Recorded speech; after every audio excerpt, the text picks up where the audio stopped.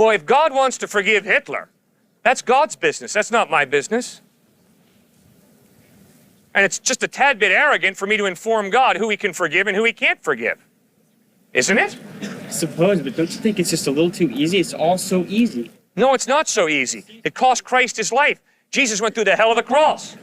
And sir, I can promise you that the odds of a man like Adolf Hitler being able to genuinely be sorry for anything are so minimal that this is a very absurd example.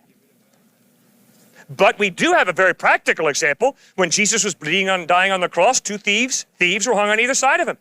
And the first thief turned to Jesus and said, "Come on, miracle boy from Nazareth, little miracle, and then we'll believe in you. Get us off these crosses." Second guy looks at the first guy and says, "You fool, we bleed and die here because we deserve it." But this Jesus, he's the innocent, holy, pure Son of God. And the second criminal turns to Jesus and says, "Remember me when you come into your kingdom." And Jesus doesn't look the guy in the face and say, "Get lost, scumball, you're going to hell." Jesus looks the guy in the face and says, "I tell you the truth, today you'll be with me in paradise." Jesus offers all of us mercy, grace, forgiveness. I don't deserve it. And if I'm going to reject Christ because I don't like the idea of Jesus offering forgiveness to Hitler, what kind of a self-righteous guy am I? I've rebelled. Sure, ethically I'm better than Hitler, and I'm sure ethically you're better than Hitler. But you've sinned as I have, as Hitler did.